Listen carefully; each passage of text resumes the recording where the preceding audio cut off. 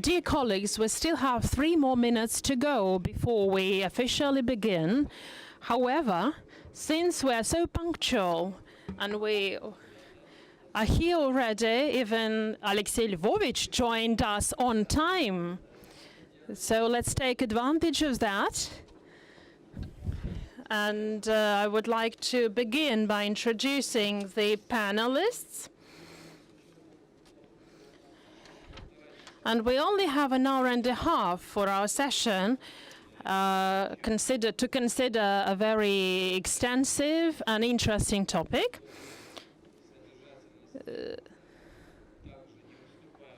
So the panelists are also top-notch professionals with very in-depth knowledge of the subject, so I suggest that we begin. That's going to set a precedent of starting 1 minute before the time. So I would like to introduce Vladimir Chistyukhin, Deputy Governor, Bank of Russia, Anna Orlenko, Director, Banking Supervision Department, Bank of Russia, Andrei Zvezdachkin, the investment company Aton, Aleksandr Vedyakhin, Senior Vice President, Chief Risk Officer, Sberbank, Joanna, Professor of Financial Law and Regulation, Birmingham Law School, the UK, Galina Morozova, CEO, Sberbank National Pension Fund, and Alexei Lvovich Savatyugin, President of the National Partnership of Microfinance Market Stakeholders, and my name is Garegin Tosunyan, President of the Association of the Russian Banks. Dear colleagues, a few words as a lead-in.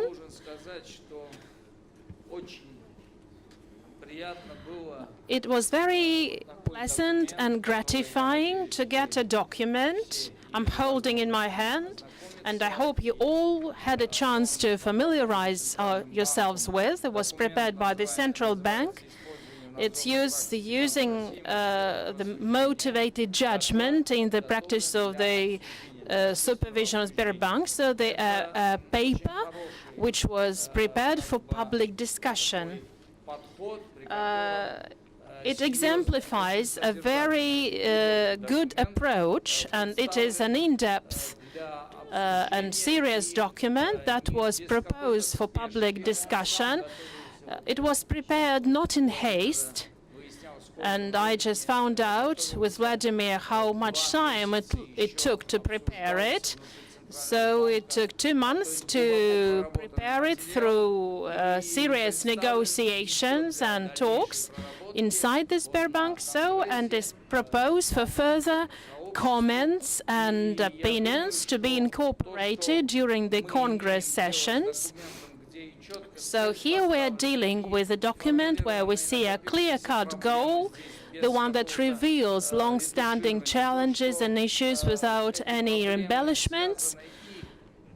It openly discusses the evil practices of the banks, because we all have our little sins, and there are certain flaws on behalf of the supervisory authorities.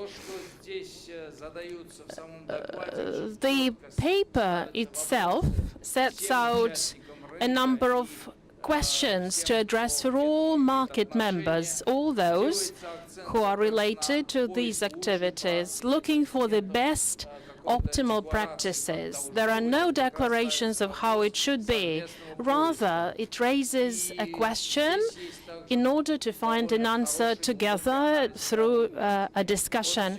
So it also analyzes the international practices that might be applicable, so it makes it a unique and a very important document. So I would like to thank Vladimir Chistyukhin and his team who prepared the document for a very good quality document because it is very comfortable and easy to further finalize and work with this document. And if all the colleagues are so spirited while working on it, so they also should be prepared to get a feedback from the market members. And it makes us especially responsible in our turn, because when a question is not well formulated for us, it's kind of a way to be light-hearted, because we would probably want a question to be formulated in a better way. However, if we see that it is in our mutual interest, both corporate market players and economy on the whole, we understand that we need to be especially responsible. So the more trust there is between the regulators and the market members, the more often the motivated judgment is used. However, the practice of motivated judgment in its turn will promote increased trust between the regulators and the market members, because we need to ensure contestability on behalf of the regulator, and it should be a two-way road where each party will have an opportunity to argument and motivate the judgment.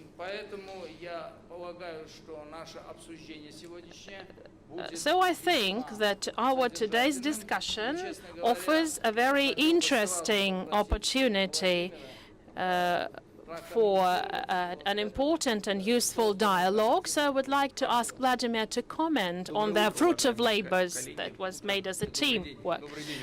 Good morning, good afternoon rather, because it's noon already. Yes, it took, so we did publish it about a week ago, about the motivated professional judgment. For us, it was quite a big effort, so we have closely worked on it in the last couple of months. So the theme of professional motivated judgment has been around for quite a while inside the Sberbank.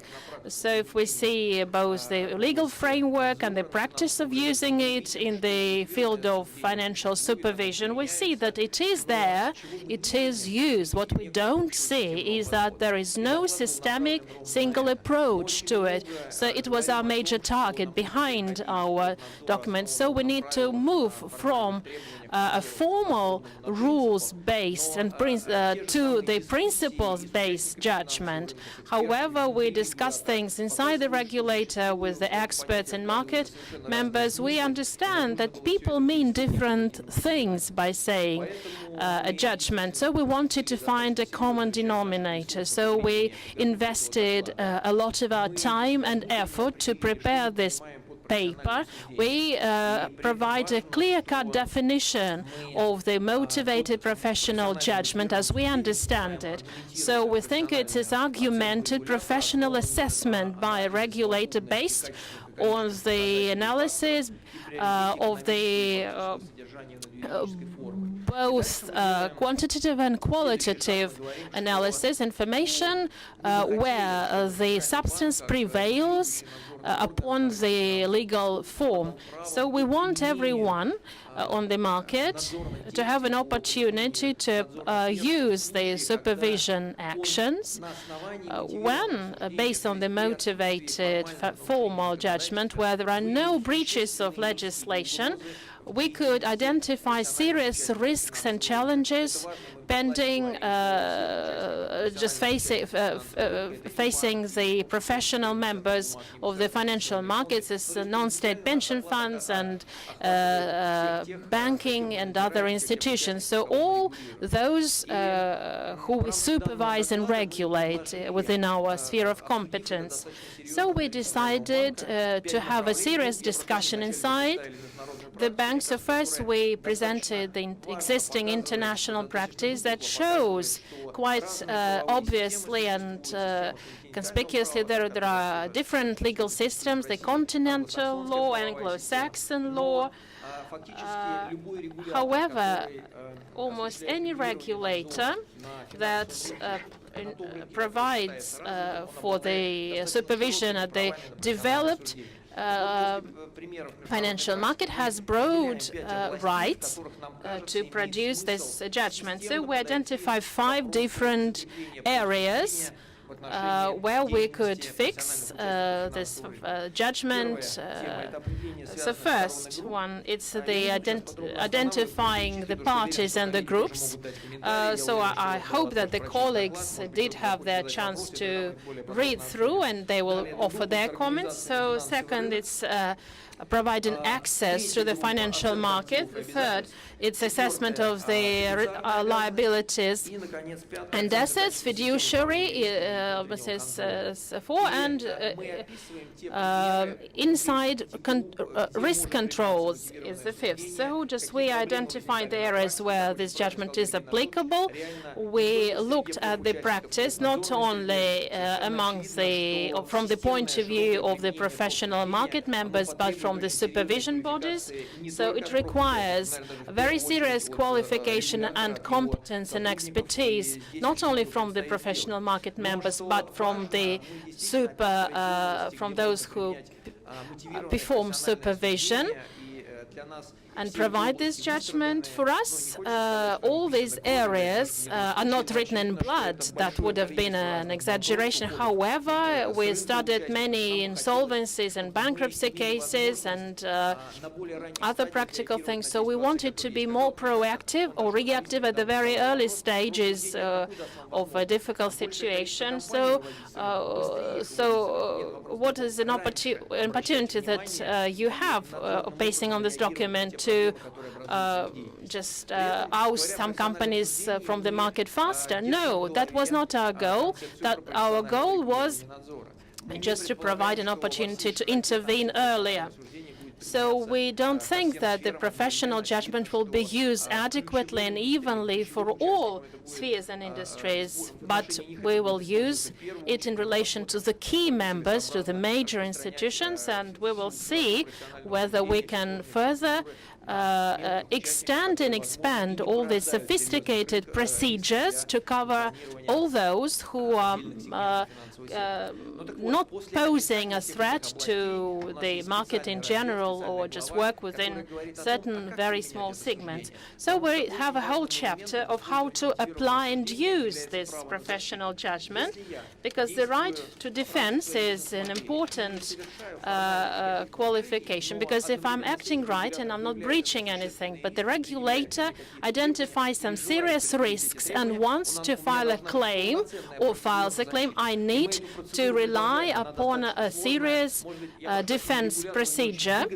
Regulator might not be very happy about it because it might procrastinate the process. However, once you go through the process and use all the mechanisms of appeal, a complaint or defense, a professional judgment will be viewed as a fully justified and will come into force. We want this document to be perceived as a consultative paper.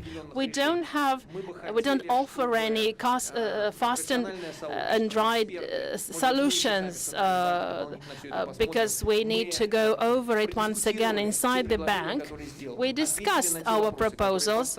We answered the questions that we raised, and finally we took a decision about what it is that we're going to implement first as a priority, what we will put off till a later time, because it's like a big snowball that rolls off a big hill, risking to just ruin us. However, we need to approach it with more care and caution without disbalancing the financial market. We think that before September, we are inviting comments of our colleagues from the professional market. We do understand that this is a summertime, and we understand that the comments might come at a later stage.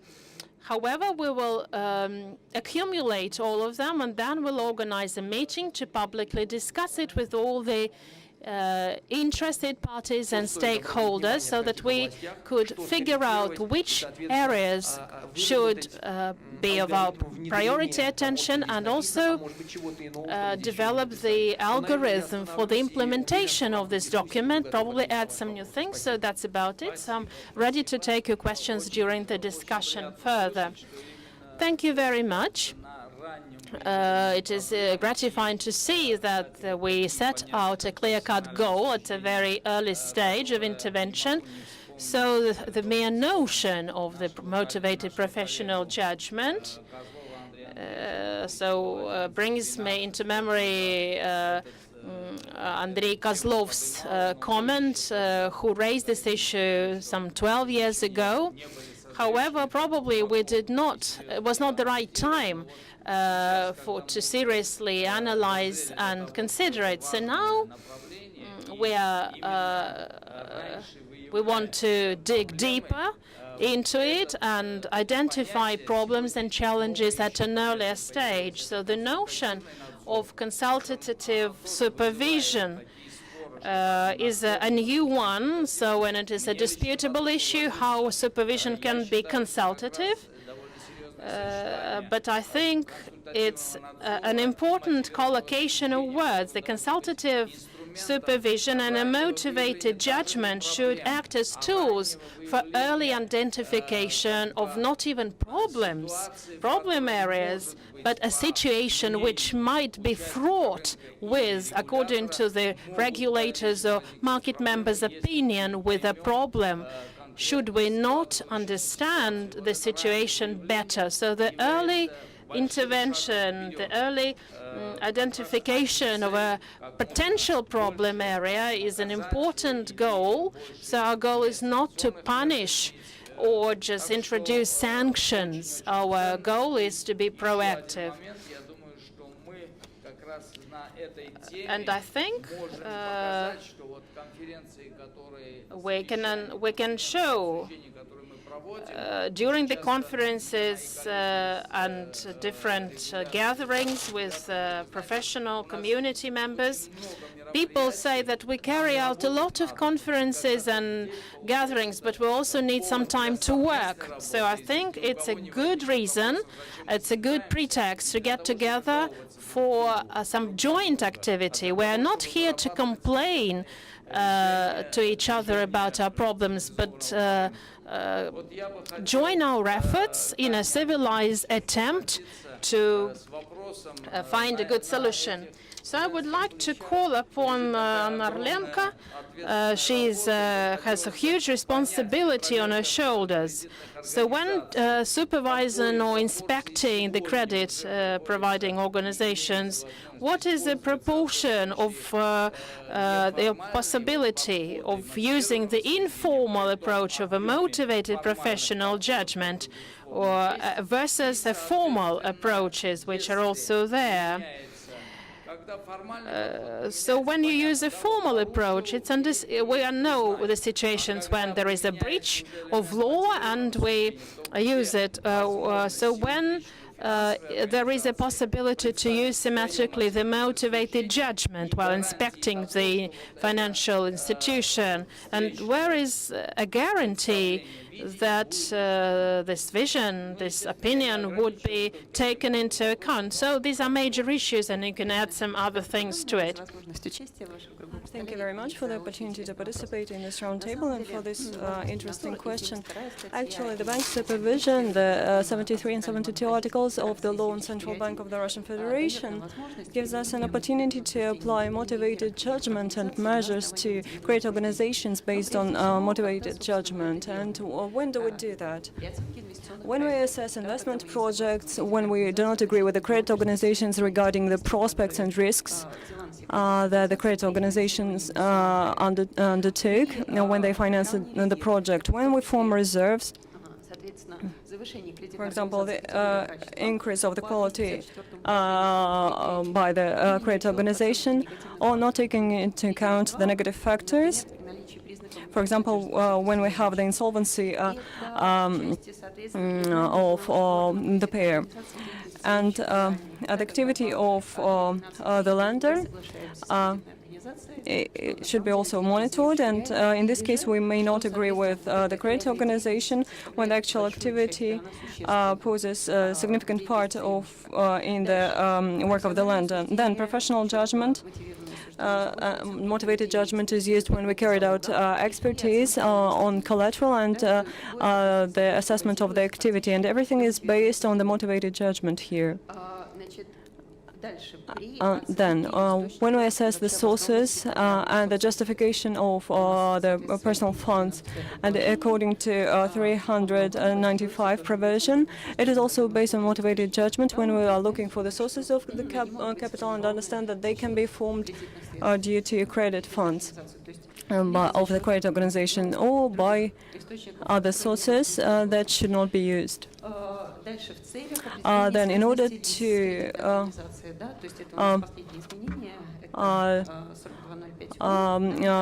cover the new provisions adopted by the committee or supervisory committee on recognizing the person as connected with the credit organization, and 4303, the provision which is about that as well. So we have accumulated extensive experience of application of motivated judgment, and I should note that we're using a lot of measures of impact. For example, the overwhelming majority of measures applied to credit organizations are based on motivated judgment, and we are very careful about it because there's one thing when we have direct violation, formalized violation, and another case is when motivated judgment. We have a motivated judgment when we are ready to hold meetings with credit organizations and on our incentive and the incentive of credit organizations in order to hear the position of the credit organization and to understand that if we are making a conclusion regarding the conditions for the forming of reserve and in order to exclude the sources of capital, that our conclusions are justified. So we are always in discussion with credit organizations and are ready to hear them, and we also have the contest opportunities provided that the credit organization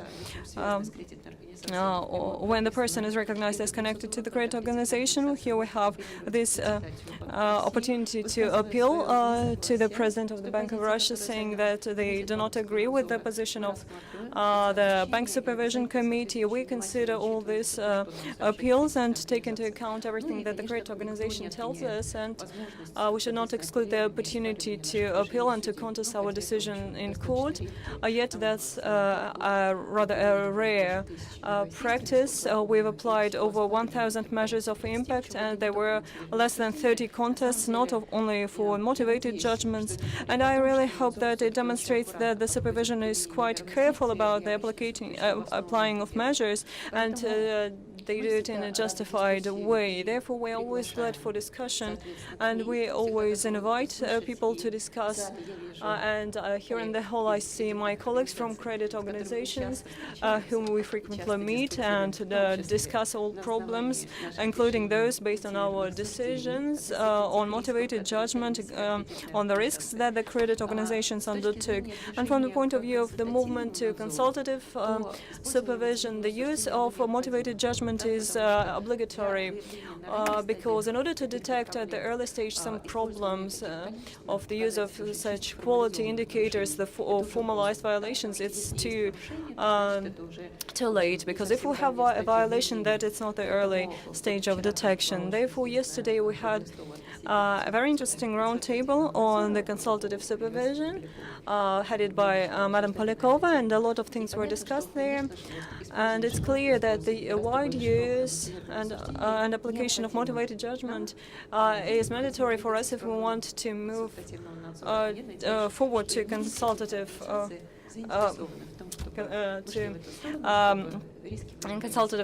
to advising supervision, and we are striving to detect the risks earlier so that we wouldn't punish you a lot, so that we could prevent some situations when you can bear some serious risks. So, dear colleagues, yes, That's here we need to be careful and to organize dialogues, and this is actually a prerequisite for us to become to be very good at defining the scale of problems. And as in healthcare, we would not damage, but rather try to help those who should get this help. So thank you very much. And here I would like to say that maybe there are some personal sympathies here, because we are all living people, and I trust and believe what in the words that Anna says, and from all my colleagues I've heard these positive assessments from those who managed to talk to you, but there are many who didn't manage to do that, to get to the necessary level. And here is this problem of the opportunity of this dialogue and the opportunity to be heard. And I really hope that we'll succeed in this direction. And now I would like to note one of the points of the report that notes that motivated judgment should be used for the assessment of internal business processes and the assets of the market participants. Yes, it's clear that these elements are both important and a kind of rhetoric question, and I will address it to Andrei Vedyakhin as a participant, as a market participant. And you know that I'm very democratic. I start not with the banks, but with my colleagues that do not represent the bank structures, but are also very large-scale market participants. So rhetoric question, how do you think, what is the proportion? It's clear that we need both. So mega regulators should pay attention to the processes and then to assets, or should start with assets and then move to processes. So what's your opinion on that? Does the mega regulator require additional justification of the opinions of the marketplace on the assets? So how frequently do you face such an approach that you asked about it? Thank you very much. Good afternoon to everyone. Maybe I'll answer this question starting from some general categories. From my point of view, financial markets are complicated systems where formal approaches do not work. Therefore, the central bank approach from the point of view of professional judgment, motivated judgment, or as we in our case use the common sense notion in business, here it's quite hard to contest anything. And an important point, as I see it, arises when we have a question, how will professional judgment be used? And here is the problem with the fact that market participants and regulator, from the point of view of risk, are in some kind of a symmetric position. The market participants are entrepreneurs that risk their personal funds and bear financial risks, not only them. And that's an important question. How will professionally motivated judgment be defined, and how it will be applied? And as far as I see it, that is an important question of implementation here. And in this regard, as for the investment market, I think that the Moscow Stock Exchange experience is very interesting. Some time ago, they implemented the approach with professional judgment as an expert council on listing. And there were several meetings held, and everything. Each listing was discussed where formal approaches do not work. The overwhelming view of the Moscow Stock Exchange, they invite different experts from different sectors with different expertise and experience, and it helps to sort out the situations and take adequate correct decision. So it's hard to contest anything. That's a good approach, and we should apply it. The important question is how should we do it? And based on our practice, I'm not yet ready to voice some problems that we faced as an investment company or group with the regulator. Okay, thank you. So, dear colleagues, now I would like to ask Mr. Vedyakhin, who is a representative of Sberbank. So could you please give us your opinion, because it will be important for us if you tell us how you see the motivated judgment, how it will work in assessment, risk management, and during internal audit, and during the assessment of other integral elements of the bank's activity. And yet another additional question. To some extent, Sberbank, being a leader in Russia in the introduction of the credit conveyor model, to some extent there is some contradiction. From the one point of view, credit conveyor provides for standardized approach use, and professional judgment provides for some kind of manual assembly. And how do these two approaches be combined from your point of view? Thank you very much. And additional question. As you have subsidiaries in Europe, and those questions are covered there as well. Yes, we have quite an experience, and I would like to quote the European regulator. So I'll start with the general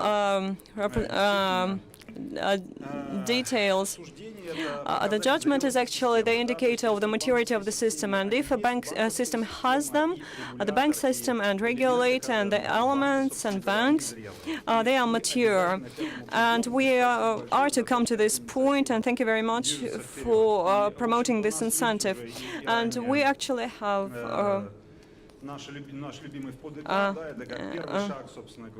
the first steps that were undertaken to the professional judgment. There's a kind of comparison here, what we have and what we should have, but still that's a good step forward. And the document that we're now discussing, that's the next evolution of professional judgment, and that is actually necessary to provide good health for the bank system. And here I believe that our opinion coincides with the opinion of regulator. And we as a group have experience of application of such approach, for example, in Europe. And what we actually face and what we should pay attention to is very indefinite definitions. We each year undergo the work of the mechanism that is the supervisory agency, and based on which the regulator carrying out qualitative and quantitative analysis of the judgment, they pose additional requirements to capital in order to motivate the banks to work better. They consider how we work, estimated from 1 to 4. 4 is worst, 1 is best. I don't know who has this 1 mark and category based on different different indicators, and they introduce requirements to capital. And those who don't like the work of our regulator, they should talk to European Central Bank for at least once. So the norms of European regulation, the quotation, the credit organization should have a holistic, understandable, and clear risk strategy that should be regularly reconsidered and adopted. Full stop. So that's it. And then we have the assessment by a regulator through the judgment. And if you're counter-agent at the level of inspector of the Euro Central Bank, when it's not clear for him everything, and here we have these words written, everything is clear, and he does not understand the situation, that's minus, documented, but you have the document, but when it is renewed, how frequently it is renewed, And the word holistic, the word that we discussed frequently, what does it mean, holistic? So we say that we've detected the major risks, and based on these major risks, we have carried out our strategy. And our understanding of what are the main risks for the regulator does not always coincide, and on some types of risks we didn't have the fully specified information what do we require here, and that caused yet another wave of questions and so on. And an in-depth definition is finally divided into serious questions. And we have some place for Olga Vasilyevna here in front.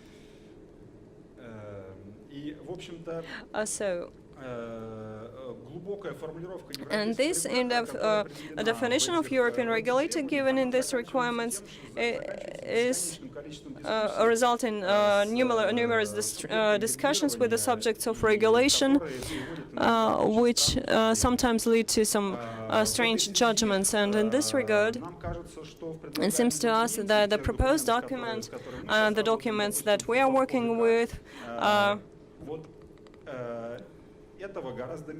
we have less of that, or we don't have it at all.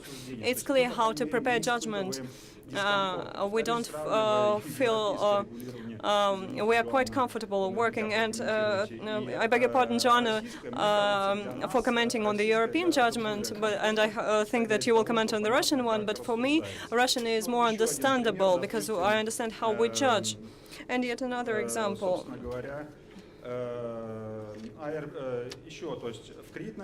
For example, the credit organization, European Central Bank, should have effective processes of identification of risk assessment. So, and all in all, this message stops here. And if someone sees them, considers them ineffective, or the risks are different, or assessment is different, then the credit organization gets requirements to increase capital. And luckily, in our proposed documents, we don't have it. And please don't stick to this extreme that based on the experience that we have in our work with European regulators. So I'm just sharing experience. So the next request is to generalize upon the practice analysis, because we are stepping into the precedent case-by-case law. However, it is not possible to use it because of the information protection practice. However, generalization upon the professional judgment practice will be very helpful in better understanding the regulators' views and practices while applying this technology. And as to arbitration, it's a good mechanism because it will give us additional platforms for discussions and debates. However, we as Sberbank fully support this initiative of the regulator, and we think it's an indicator of maturity of banks and the banking regulation and a good potential for making a step forward. Yesterday, the round table discussion, there were good analogies like an autopsy person and the medical. But here we see it as a therapist who gives you a good advice to cut up on fatty foods and alcohol and start jogging. It'll bring you good health. It's not only about stop smoking thing. So initially, just you are proactively making people averse to smoking and alcohol, so to speak, figuratively.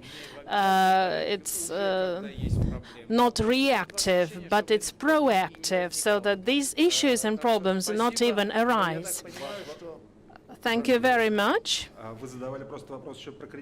But you asked about the credit conveyor, credit factory question. The credit factory, lending factory, is targeted SMEs and physical persons.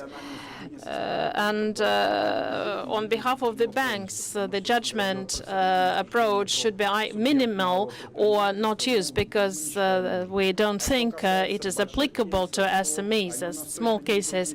As to big cases, they do not go through lending or credit factory. Through a different channel, and professional judgment is applied here. And we think we need to bring the number of the cases of using it down, and we're moving in that direction. And it's good to have this instrument, but it should be minimized for certain specific cases. Yes, thank you. Do I understand it correct that this conveyor approach to small players, to SMEs, is a conveyor approach because the professional judgment would not be appropriate there?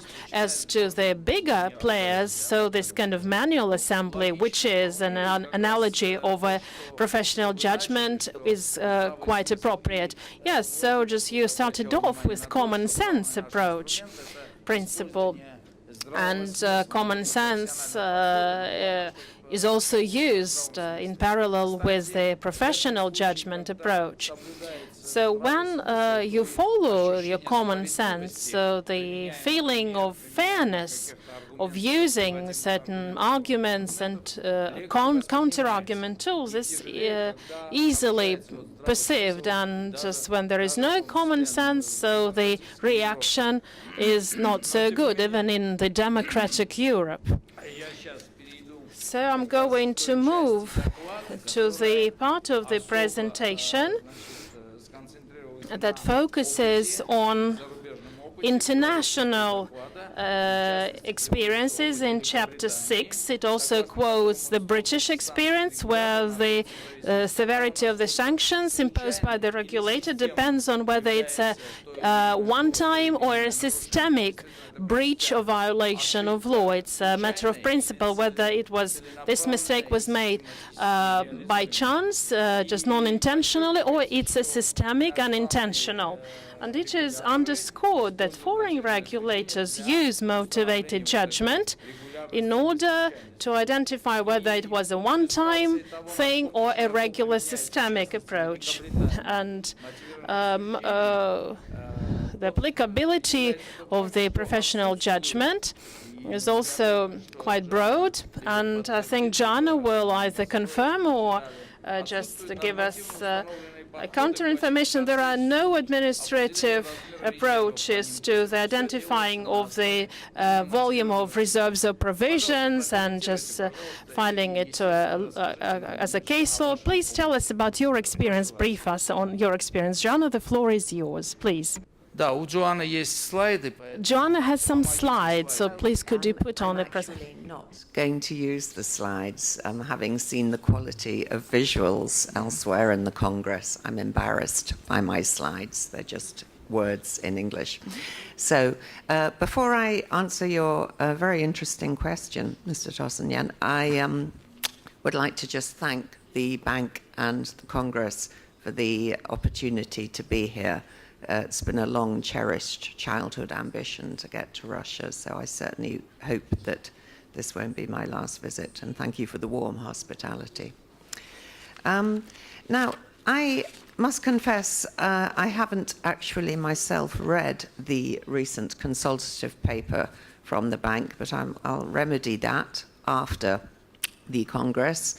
But hearing Vladimir run through its essential points, I'm struck by the similarities with the Bank of England's paper in which it first began to explain what it meant by this new judgment-led supervisory approach. And this is new, and this language distinguishes the rhetoric and the narrative of supervision post-crisis after 2008. The language has changed. Prior to 2008, the UK was very proud of itself. I should just position the UK, of course, is not subject to ECB and single supervisory mechanism bank supervision. We're not participating in that part of the European legal framework, and indeed will be participating less and less as Brexit proceeds.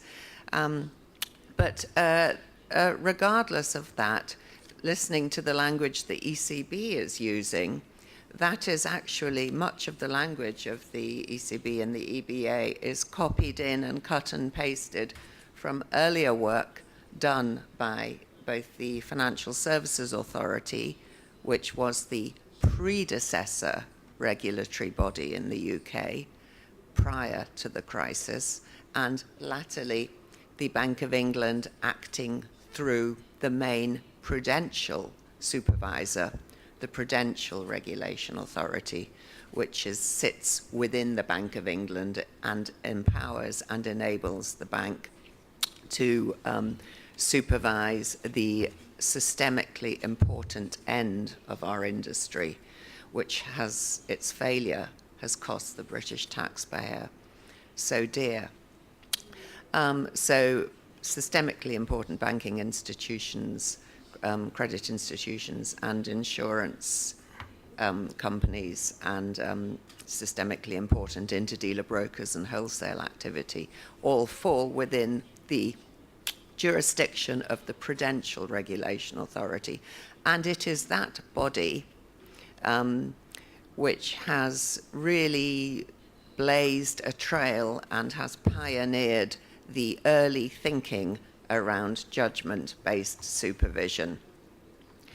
Prior to the crisis, the Financial Services Authority, the previous UK regulator,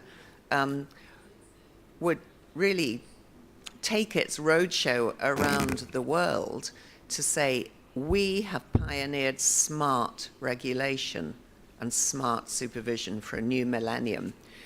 We operate in the language of risk metrics. We have the most sophisticated understanding of risk modeling and risk methodologies. All our decisions, whether they're enforcement or supervisory, will be led by our risk assessments.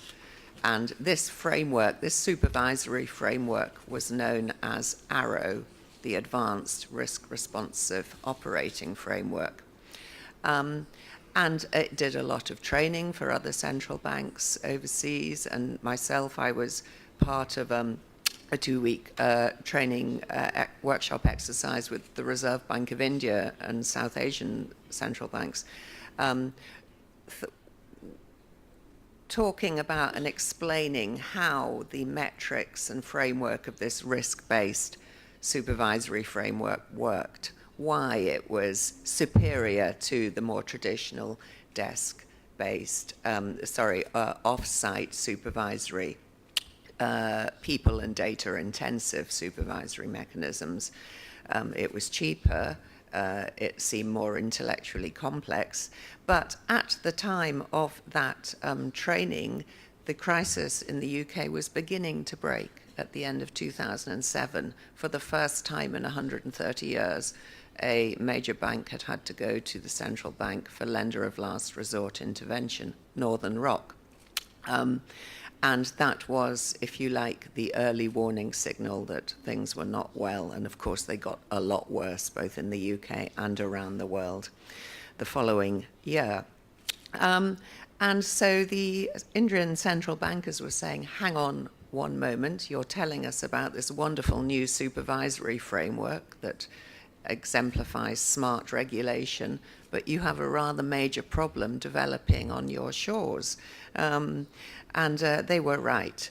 And the policy learning that has gone on after that, and of course the failure of far, far bigger systemically important institutions in the UK and elsewhere, has caused a fundamental root and branch reorganization of regulation, changing the architecture, and also changing the manner of operating and the culture and the philosophy and the way in which they go about each and every stage of both supervision and regulation. Jacob Frankel yesterday in the first plenary drew this excellent distinction between regulation and supervision as brothers but one is no good without the other. Now, prior to 2008, we had adopted quite indeterminate principles-based rules, such as the one that you've given from about a holistic view of risk management, processes regularly reviewed, good senior management culture. There were very, very many substantive rules phrased in that quite general, non-specific, non-formal language. And that did cause unease within the industry. But and there was some pushback prior to 2008 about substantive interpretations of some of those rules, some of those principles. But it arose within the context of conduct of business, distribution of consumer products, and so on.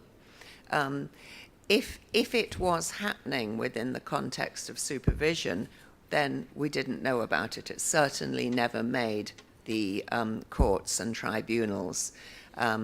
It would have been part of the FSA's ARROW risk assessment of the prudential risks that credit institutions gave rise to. Now, the one lesson post-2008 was the attention of regulation and supervision had been focused far too much on the retail end, and the real problems that had been that gave rise to the systemic crisis, of course, arose within the wholesale markets. And there simply were not enough people, bodies, expertise, and resources devoted both within the Bank of England and the Financial Services Authority to thinking through stability and prudential health. They were worried too much about consumer abuses, headline-grabbing scandals, and using these indeterminate rules to say you must treat customers fairly. But of course, post-crisis, we've learned that actually you need to look deep down into the technical engineering of the engine room. So we've had a swing back on two levels. First, of course, we have macroprudential regulation. A lot of interesting thinking is going on in the UK and around the world, and yesterday's session on macro-pru was excellent. And the realization has dawned that the PRA, the supervisors, need to use judgments to assess what Andrei described as this complex, indeterminate, fast-moving system as a whole, the financial system. Judgments will need to be applied at a holistic level of a risk map, and then down again into an individual institution to see what's going on within that institution's boardroom, business model, balance sheet, off-balance sheet, that might feed back upwards elsewhere through channels of connectivity and contagion into the system. Now, it's at that point that many of us believe judgment-based supervision will face difficulties, because it's going to be data-intensive. That's very obvious. Relying on historic retrospective data reports is no good. Real-time data continually fed through into the PRA's risk map, if you like, a bit like Star Trek, where you have, Captain Kirk looking at the panorama of this fast-changing galaxy and seeing constellations of potentially systemically important risk all around the world, buried away in different legal entities.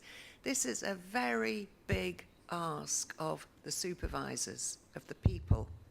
So there are sort of in my opinion, there are three major challenges judgment-based supervision faces in the UK. Two of these are being discussed extensively. One is people, getting the right people. One thing the crisis taught us is that it's not enough to use junior and even mid-career supervisory staff in supervision. When you're forming judgments judgment is a personal quality and characteristic as much as an outcome. You need senior people with common sense, hunch, market instinct, who understands people like Andre, who understands what drives the entrepreneur and can interpret that. There was too much naivety on the behalf of supervisors. So, for example, the supervisory teams sent into Northern Rock, and they didn't go there often because risk-based supervision was desk-based and an intellectual exercise. It didn't get out of the London office much. But insofar as supervision was conducted on site in Northern Rock, there was too much naivety, trusting. And with the Royal Bank of Scotland, there was more evidence that perhaps the supervisors were too easily impressed and cowed by the very domineering chief executive, Fred Goodwin.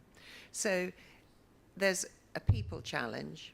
And do these people have the imagination to see the links between the individual institutions, balance sheet, boardroom, business model, and what is happening elsewhere in the system? Can they make that sort of scientific leap, if you like, or creative, visionary leap from the individual to the systemic? That is a major challenge. The need to bureaucratize imagination in a supervisor. Just like the law enforcement people in New York and the US had no idea. Nobody would ever have imagined that there was a real risk that a couple of guys would hijack planes and fly them into the Twin Towers. Who would have thought? It's beyond the realm of imagination. And it's thinking like that within the financial system that's a major challenge for judgment-led supervision. Second, I'll be brief now, second major challenge, of course, is data. Data intensive, and the data request powers, which were reasonably extensive prior to the crisis, have become more extensive after the crisis. There are stronger legal powers to request data and information that could pertain to financial stability. That will irritate subjects of data requests who are being asked continually for what may seem obscure and irrelevant to them.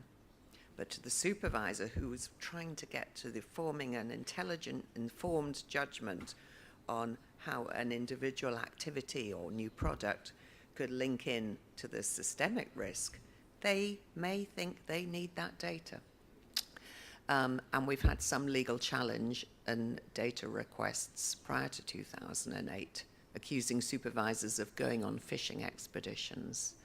But it's interesting that the courts are fairly unfamiliar in dealing with financial supervision anyway. It's not familiar to lawyers. It doesn't feel linear and neat.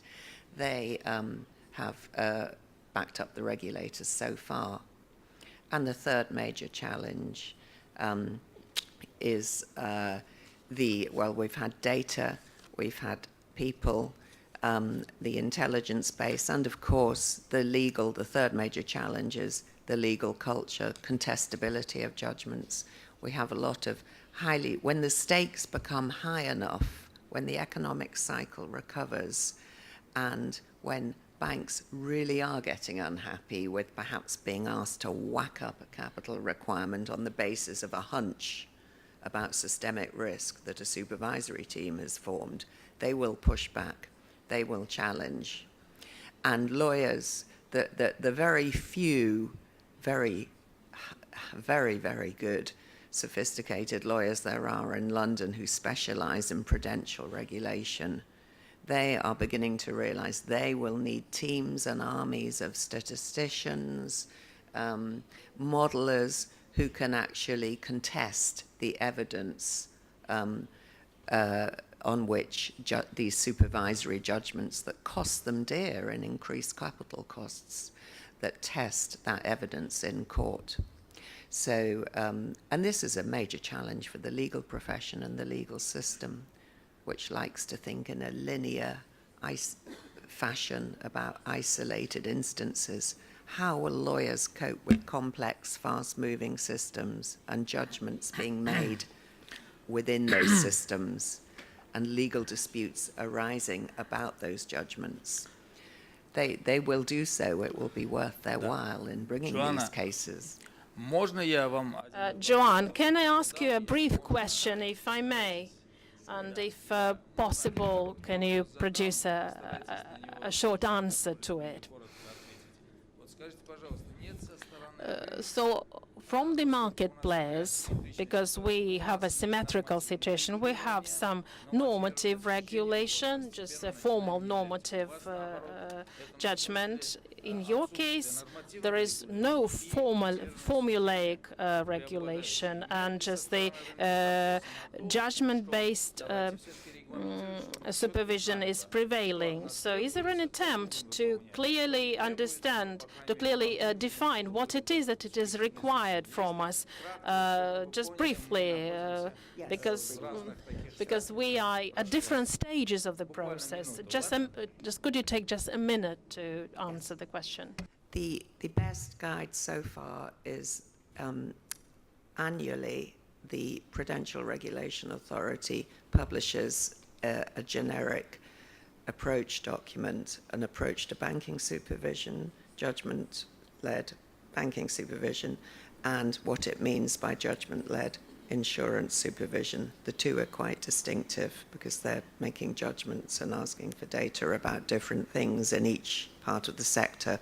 So within that guide, it has detailed a proactive intervention framework, but it is very careful and resistant to saying those are formal rules. It's constantly saying we reserve the discretion to do more than this, or to ask to make judgments about things that don't appear in these frameworks. So they give an indication of at what stages judgments will be made: authorization, appointment of significant influence functions, and so on, changes of control, assessment of capital, and so on. But they said there could be others. That is as much as formal as it has gotten, and that is deliberate. But Спасибо, да, спасибо. Thank you very much. Даже консервативная Англия и At least in conservative England, we have some turbulence from the point of view of development and approaches and development of legislation. And we are very active in this regard as well, and we are all moving to the understanding of balance between normative regulation and motivated judgment, and from the point of view of market participants, it would be more efficient to do. So thank you very much for such a detailed coverage of what happens in your country, and we try to learn a lot from your experience. And now I would like to give the floor to Galina Morozova, because she heads the National Pension Fund of Sberbank. From your point of view, how is motivated judgment used in the work of bringing the pension funds to the market? And motivated judgment is something that the regulator plans to apply to all participants of the market. We are concentrated on banks, investment companies, but I think that pension funds also may play an important role, and we've seen the latest practice here, and so these issues were quite acute. Thank you very much. As of today, the regulators do not use motivated judgment when they bring the pension funds to the market, but studying the report, and we have the experience with regulating the development of the bill on fiduciary responsibility of private pension funds, where they use motivated judgment as well. Then, from my point of view, the application of motivated judgment on bringing new participants to the market will be justified. And I'm talking about pension market because that's an important market, socially important one, and quite large sums of money are accumulated here, and quite a number of people are interested. And there is a question of reputation of executive bodies, of the board of directors and shareholders. I think that the experience and the reputation are very important here, and it seems to us that as it is provided to consider some kind of business plans, and plans are separate here. So I have the following question: just considering business plan and telling that it will work or won't, it's not correct, because in the market, those who come with some crazy business plans, they win. But do shareholders understand, and executive bodies and board of directors understands where they're going and the seriousness of their intentions? So in this regard, the assessments will be useful. Therefore, I think that they should be carried out during the access procedure to the market. Well, I'm not limiting you to just response to my question. It should be noted that the assessment of official strategies and well, the central bank is paying attention to this issue not by chance. Well, now we've prepared a bill, and I think that it will start working as of January next year, when the practice of motivated judgment for non-state pension funds will be applied in the field of investment. And we are careful in expecting the results, but I am more positive about it than negative. And I'll explain. Currently, pension funds and their investments are regulated by strict normative acts: the structure of assets, the percentages, and issuers. So everything is outlined where you can invest. And such a regulation in 2008-2014 didn't give an opportunity to reduce the consequences of the crisis that we had, because we were strictly monitored, 20% here, 5% there, and you had to stick to the strategy. And the fact that the regulator now provides for the introduction of motivated judgment, then after the introduction of testing, I think that we will come to the rejection of strict regulation and strict establishment of proportions, and this will improve the investment result both for clients and for us, and it will enhance the resilience of funds and the opportunity to quickly react during the times of crisis, because previously we were very strictly limited here. And I've participated in this negotiations process between the regulators and the market, and I've seen how regulators were open, and we've agreed upon nearly all issues to the extent that we managed, we could agree. Not all our desires were fulfilled, but anyway. And as for fiduciary responsibility, I think that it will be very important to introduce several normative acts, regulatory acts. The first thing is the regulation process. Now it is described in detail in law in an extensive way. And what is important, it now provides the fact that when we have some decision made, we should attract the experts from the market, the people that are working in the market and that can use their professional expertise and say whether we're doing correctly or incorrectly, whether they agree with us or not. But still, the structure of the document of motivated judgment maybe should be somehow described so that it would include not only conclusions but also justifications and arguments, and they should be clear not only to a narrow range of experts but for litigation as well, because the judge is not an expert in these spheres, and these arguments should be understandable for the judge that may take decision in this case. And it's very important also, and I'll agree with the opinion, that people, the experts, should participate, both representing the market and will write the justifications on their behalf and on behalf of the regulator, because it will be a problem in the sector, because the experts, and maybe you've seen this problem, the experts, that's a limited circle of people, and it's hard to find them. We should train them. We should give them practice so that reaching a certain age and level of experience, they would have extensive competency in this field. The second point is that maybe our bill on fiduciary responsibility has this information that private pensionary funds, if some should compensate the losses or uncollected gains, and the assessment of this uncollected gain should be formalized, because otherwise it can be considered as you wish.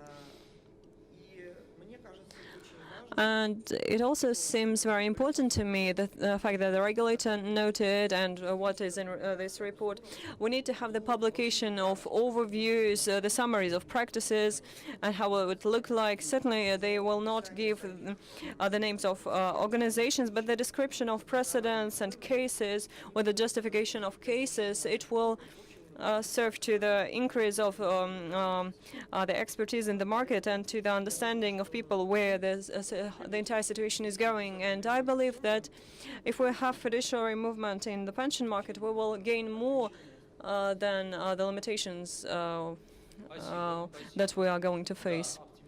Thank you very much. That's an optimistic point of view, and I believe that many other market participants positive as well to the ideas that we are discussing today, and as well to the idea of advising supervision, because you always need to consider the details, and if we manage to establish these details in a correct way and use one language, speak one language, and I think that it's obvious from the report and from the previous sessions, and I would like to use this opportunity to highly estimate the quality of the preparation of the entire Congress, because all sessions were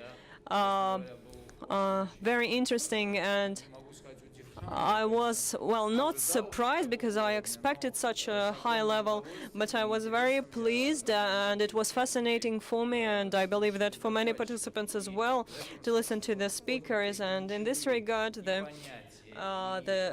definitions, the approaches, the key ones, they're quite precious, because based on them we will manage to achieve a kind of breakthrough on this level of discussion.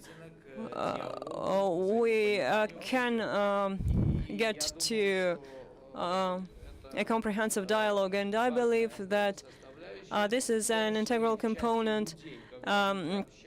If we consider people, when people are talking in such a way, and these forums are very good because they give an opportunity not to contact each other through a vertical communication. There are no participants that come and ask for permission. Here we have an open dialogue between equals, and our colleagues from regulating bodies and from various market segments, they openly voice their positions,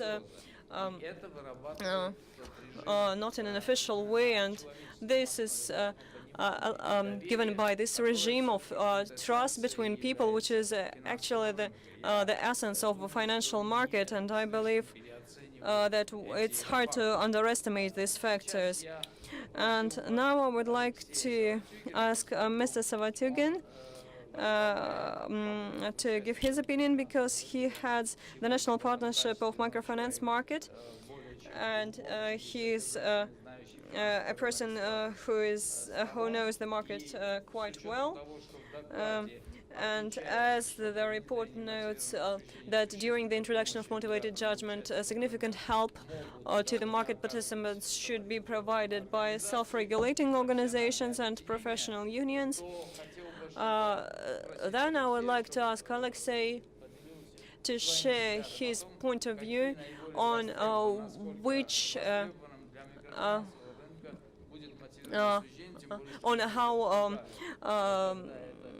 how necessary the motivated judgment will be for this sphere. For example, we have different approaches to large-scale businesses, to small businesses, and I hope that microfinancial market is also interested with the approaches of professional judgment. Thank you very much, Garegin.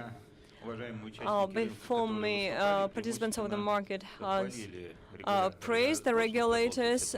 Should I continue this line? Stick to this line? мысль, которая... Yes, you should, because that's a key idea of our panel. На самом деле, меня If you к этому notice, упрекнуть, наверное, сложно. well, you can't reproach me in this regard. So, Olga Vasilievna, you see, they reproach me for praising.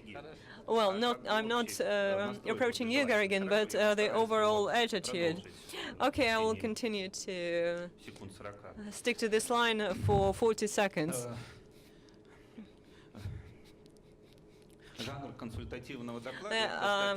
A consultative report genre is a new genre for the Bank of Russia, and we didn't, yet that's a good idea.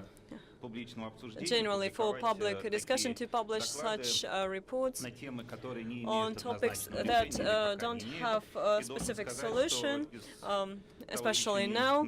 And it should be noted that out of the reports that were published in the recent couple of years, that is the best on the development of the topic, on the comprehensiveness of the judgment, and on providing information on what the regulators want from this field. And it really is to praise the collective knowledge of those who prepared this report. And here, I wouldn't stop here, because if I will only praise, because people may think that someone something has changed me during the coffee break. Well, that's not a new question, and that's an old question, and actually it is used by the Bank of Russia in various spheres, not only in issues in defining the connection between affiliated parties. And I've heard this discussion of these questions even 10 years ago, and legislators also always wanted to know whether regulators will use this strategies to the worst, and there were quite a lot of discussions on that, and these ideas were buried from time to time. And as I remember, this question was all very acute, well, less than 10 years ago, when one large state bank tried to take over another state bank and had some problems, and I needed to explain what is a motivated judgment to the Deputy Prime Minister of the Russian Federation then, and there was no specific definition of the motivated judgment then, and I needed to invent something, and therefore maybe the discussion stopped for some years, and they stopped, and that's good. And what risks do I see, all in all, not for microfinancial market, but for the entire market when we apply motivated judgment? So everyone has discussed the advantages, but as for the disadvantages and risks, well, the risks of applicability of professional judgment, the limits from the point of view of the objects and subjects, and the field and markets where it is applied. The authors of the report of 5 fields where the professional judgment may be used. Is it limited to these 5 fields, or maybe some will add up, or maybe we'll at first work in these 5 and then we will extend? And how can we extend it in the Bank of Russia, the application, during only the prudential supervision over the financial organizations, or will we apply it, for example, when we define a monetary policy, when we define what papers are included in repo list, or will we apply it in formal methods, because it seems to us that this bond is a good one. So there are quite a number of such questions, and from the point of view of the subject of professional judgment, who will apply it? only the supervisory bodies of the Bank of Russia?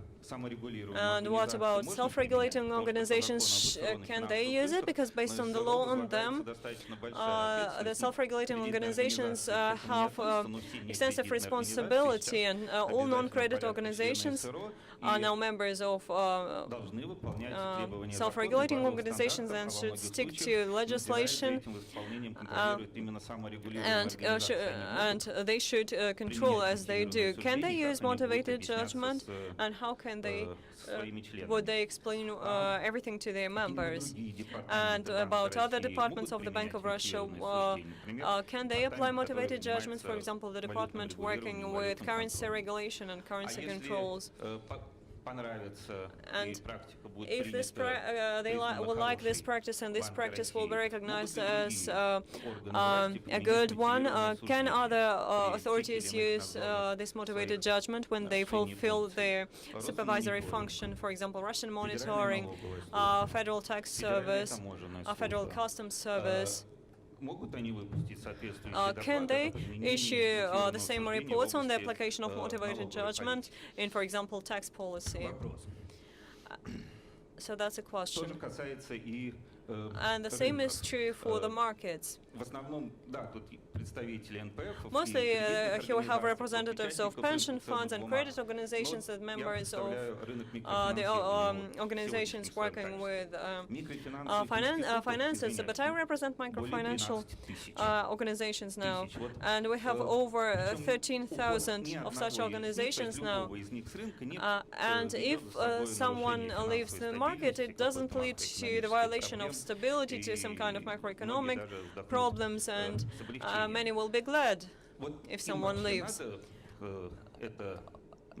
So the question, do they need to use this motivated judgment, and the cost for the introduction of motivated judgment for such small market players exceed the gains that the society will have from the introduction of this instrument? The second problem that I would like to draw your attention to, maybe we will have some negative effect here when the regulator is choosing either to take decision in the advantage of financial institute or to the disadvantage of it. So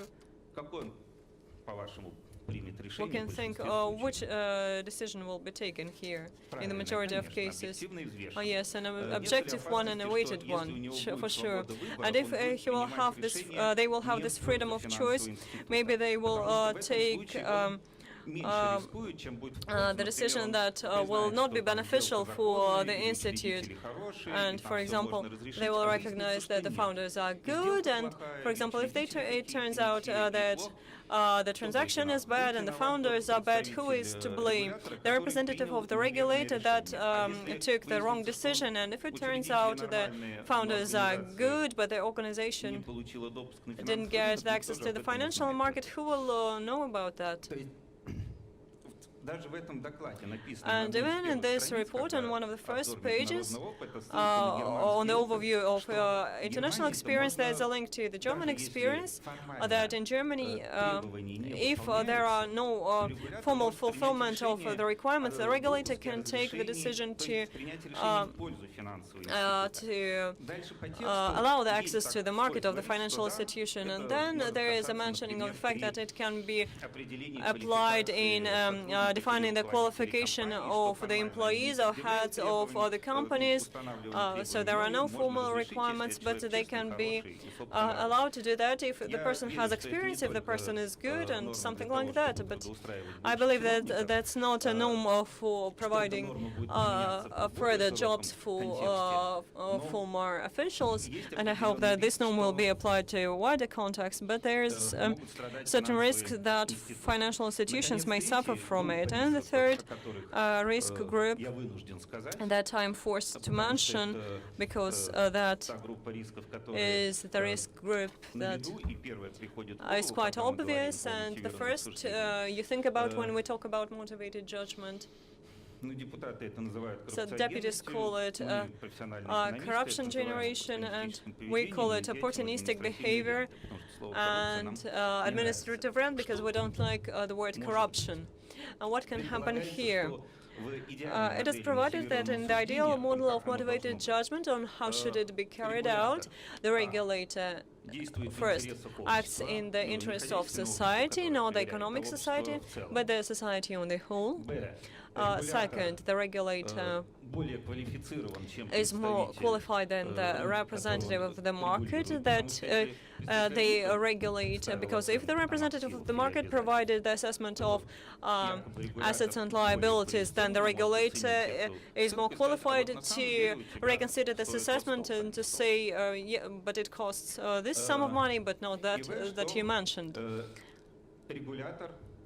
And third is that regulator is consistent in their decision making, and all these postulates can be questioned in whose interests do the representatives of regulators act, but that's the topic I wouldn't touch in details. And as for the qualification of regulators, because with all due respect to our regulators, there are very good professionals gathered there, but in each specific case, it's not the fact that the representative of a certain regulator in place is more qualified to judge than the representative of the market who had worked for several decades in the market.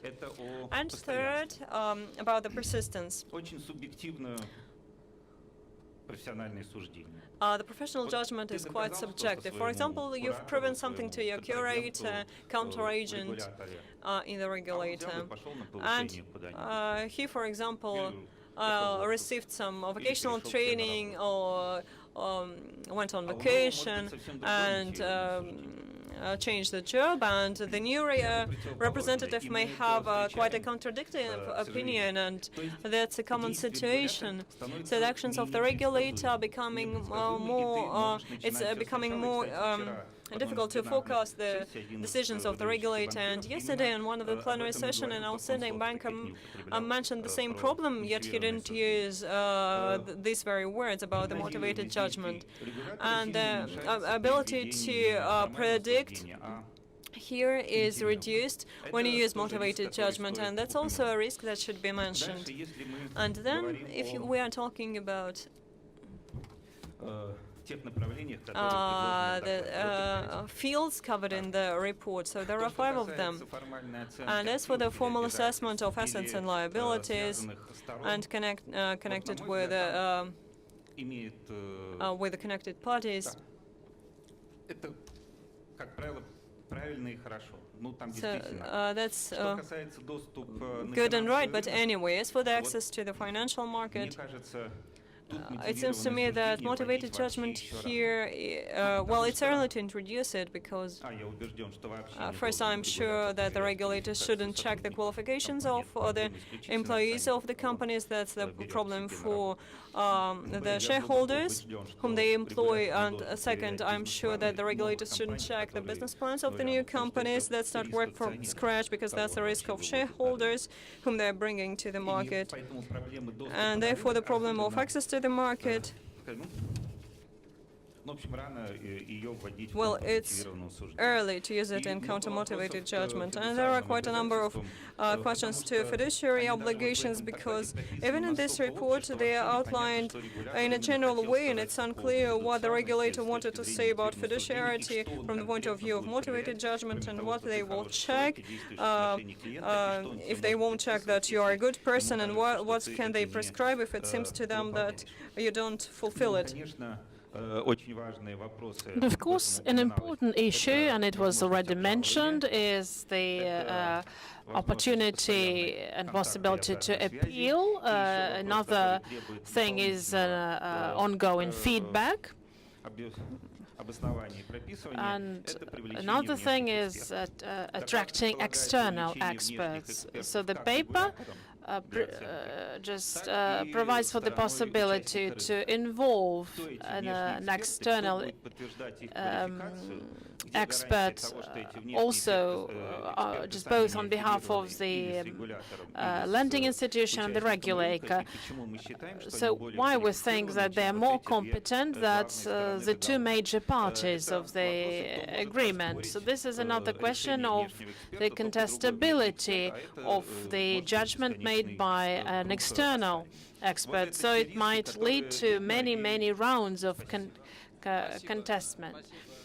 contestation. Yes, thank you very much, Alexei, of just raising so many topical issues. And I know that, and I'm sure that all these risks are there, and as the paper authors are well aware of them. And I said that when you formulate the goal clearly, when you raise important and topical issues, so this is a method to take a closer look at them. So the authors are not afraid of this discussion because they're very, very well aware of the pending challenges. So the professional judgment, I'm sure, will be effective only if it's done in a public way. So otherwise, the risks of unpredictability or change of a supervisor and the risk of administrative rent, so to speak, speaking about corruption, will sure arise. The risks of the ill competence and other risks as well. However, all these risks are there. However, it doesn't mean that we have to close up this alternative discussion and will only resort to the formal methods. And I give an example of the United States practices of the road policeman. If you make a U-turn and you cross the double line, however, you don't create any risk for the safety of other drivers, he wouldn't fine you and he will not even notice you. He understands that it was a formal breach. However, it doesn't run counter to the safety of other drivers. So in our practice, it'll be either a very gross violation or just a subject of many hours discussion with the police officer. So carrying out supervision, and especially based on the motivated judgment, while doing it, we need to know whether we're targeting at further development and further innovation, or whether whether our goal is just reducing the number of the professional financial market members and ousting those who are not complying. I understand that the colleagues probably making the challenges and problems look even more acute than they are in practice. They are prepared to engage in a dialogue and discussion, and I've known them for many years, and I cannot but give them a huge trust credit, so to speak, because I know Andrei for over 15 years, and I know that since he was the team head, he knows the situation from different perspectives, though he's acting on behalf of the regulator. And I'll ask Vadim for a comment very soon. So the members of the financial market sometimes better understand the goals and the need of the market working on sites, and this is an obvious fact. However, we have different regulations, and there is a state governance institution that is in charged with that. So we have almost used all our time for the session, but I think we can add 5-7 minutes on top of the time frame that we were allocated. Yes, thank you. Just very briefly, a number of comments. Thank you very much, first and foremost.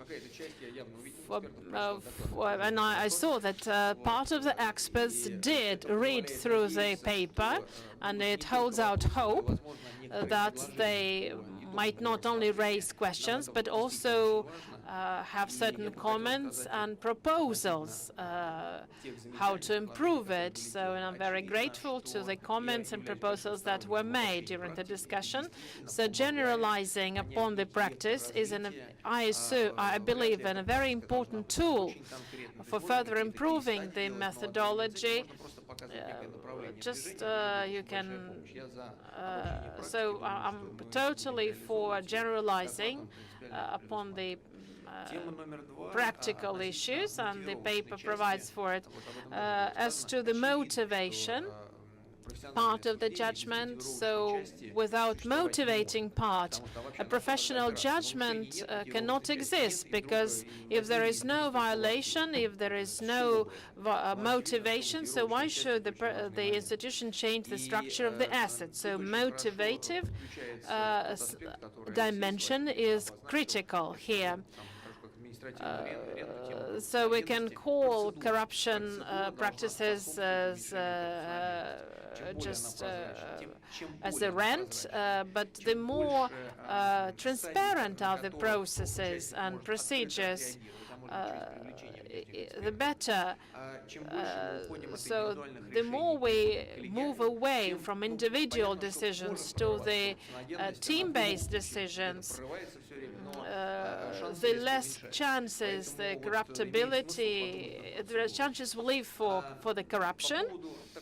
And as to a specific idea about assessing business plans, I have some specific cases where it is needed. Today, when we work with insurance companies that sometimes find themselves not in a mint financial situation, so there is a mechanism of restoring their solvency, that this is basically their business plan for the near future, what it is that they need to do to stabilize and normalize their future. Just very optimistic, overly optimistic business plan never work out. We use a peer review. So when we look into the insurance policies business plan, for example, where they aim at overly optimistic targets, we just compare the situation in this company with the best in the industry, best actors in the industry, and just make our judgment whether they can really, whether the this particular overly optimistic business plan is really viable and doable. And Alexei also touched upon several issues that are also important. About these 5 areas. We think that we have used a systemic approach. However, if there are any other areas of applicability of the supervision, please let us know, or just bring out some other issues which we could have overlooked. Both with with the pawn list and just the monetary policy situations, the motivated professional judgment is used, especially also if we deal with the key rates. So who can apply it? So if you enter into an agreement with the market members, SRO might also do it. The same principle of the self-regulating organization, which is SRO in Russian, they might be more interested to base upon not the formal rules, but on common sense and professional judgment, so that they ensure the level playing field, be on the same footing. So just also we need to use it in the federal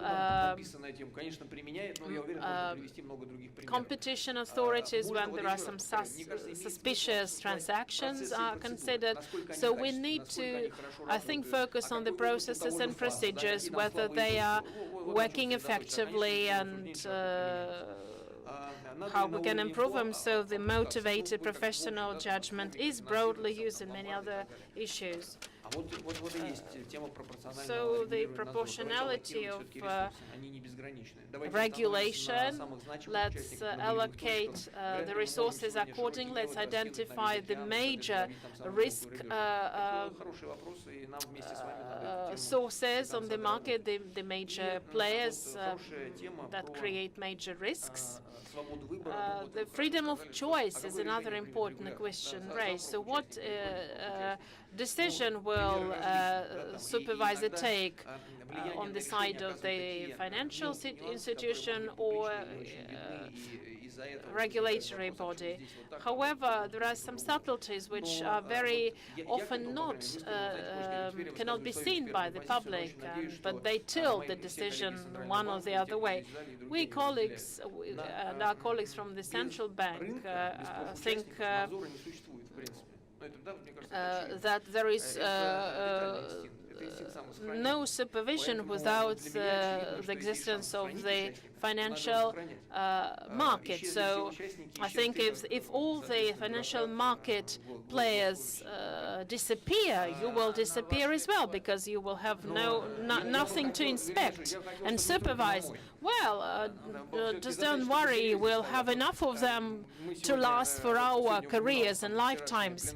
Yes, but I wanted them to last more. So, of course, professional market members is our raison d'être. As to the predictability of the regulator's behavior, I think that today, when we don't have any clear understanding of the professional judgment, but we try to underpin the risks and challenges, and just with not going straight ways, but making loops, here some unpredictability things might arise. So I agree that if we just speak about the strict formal rules and the regulator only works within this framework, it's the very unwise on his behalf. That's about it. Yes, we are going to wrap up our session. I just wanted to draw some very brief conclusions. So, of course, this institution will work effectively if one important condition is fulfilled. The society at large has to have trust both to the financial market, and the financial market players have to have trust to the regulator, because all the issues that we reviewed reflect the crisis, because there is a total distrust between the marketplace and regulators, which makes the situation even more vulnerable. We need to find a solution to overcome this distrust. Using the professional motivated judgment method, we might even exacerbate it if it's not performed in the right and efficient way, giving rise to different issues and challenges. So it should be a motivated and a justified judgment, not just non-argumented judgment with not well performed efficient procedures and processes. Even having all the formal procedures in place, it is very difficult to state whether in this case you were right, in this case you were wrong. Even a robot could fail. However, we cannot digitize the professional motivated judgment approach. Whether they will vote pro or con. So the motivated judgment should be performed in a way so that you also have the right to respond, to argument your position, not only comply with the judgment produced by the regulator. So our colleagues would agree that there is also a need to have a regulation to assess the efficiency of the application of this new practice. However, we are all interested in its efficiency and will work towards it. I would like to thank all the panelists and just the audience of this session. I would like to especially thank for their paper presentation and their approach to the paper authors, and let's work towards the implementation of what we have discussed. Thank you.